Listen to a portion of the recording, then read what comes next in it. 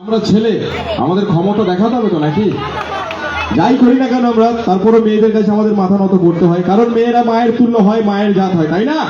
কারণ পৃথিবীর সব ভালো কাজ, কঠিন কাজ মেয়েরা করতে পারে, তাই মেয়েদের মায়ের তুল্য বলা হয়।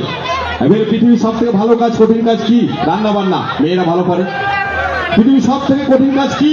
সংসার করা, মেয়েরা ভালো পারে। পৃথিবীর সব থেকে কঠিন কাজ কি? সংসার অশান্তি লাগে হাই আলাদা করা, মেয়েরা ভালো পারে। দাও হাত তালি, দাও। হ্যাঁ, খুব মজা লাগলো। দাও হাত তালি। না না, ছেলে হয়ে ছেলেদের অপমান করবো নাকি? তাই আবার হয়? তারপর আমার একদিক ছেলে একদিক মেয়ে, চলো এখানে মহিলা মহল বেশি, মেয়েরা সংখ্যায় বেশি, তাই যা কিছু হবে মেয়েদের জন্য হবে। ছেলেদেরও আমি বলবো একটা দুটো করে, মন খারাপ করো না। তো একটা কথা জেনে নেবো সবার কাছ থেকে, অনুষ্ঠান ভালো লাগছে টুক করে বলতে হবে। মুখ পুরি জোরে বল রে, ভালো লাগছে? হ্যাঁ না না?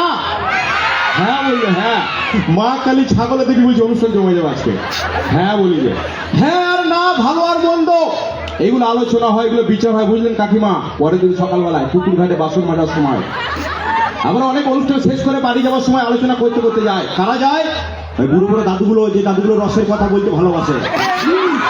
মালগুলো জোর মারবে টুক করে, তুই বলতে বলতে যাবে টুক করে, বললি কিছু আমাদের দুর্গাপুর অনুষ্ঠান সাংঘাতিক অনুষ্ঠান জমে গেছিল। অনুষ্ঠানের শিল্পীগুলো সব চাঙ্গা চাঙ্গা শিল্পী ছিল, সব ভাইলো ও শালা ঘোষকটা কালো আমাকে বললো। যাই হোক, কালো জগতের হলো এরকম কোনো ব্যাপার নয়। তো এইগুলোকে আলোচনা বলা হয়, কিন্তু পরের দিন সকালবেলায় যেটা আলোচনা হয় পুকুর ঘাটে, ওটা আলোচনা হয় না। না, ওখানে কারো না কারো গুষ্টির পিন্ডি চটকানো হয়। ওখানে কাকিমাগুলো বাসন মাজার বলে, এই মালতী কি হলো, একটা খবর শুনি, বুঝে না কেন কি হলো?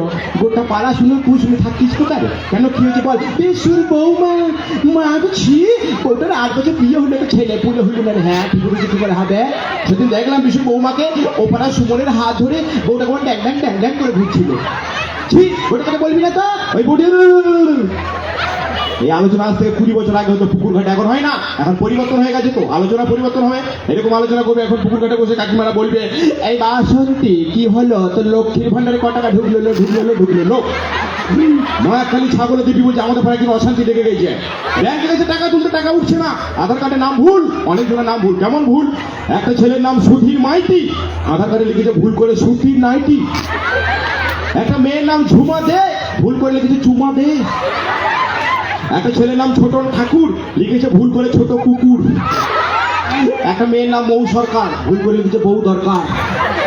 একটা ছেলের নাম তারকনাথ পাল, ভুল করে লিখেছে তার কাটা মাল। একটা লোকের নাম কমলা কান্ত, লিখেছে ভুল করে করোনায় আক্রান্ত।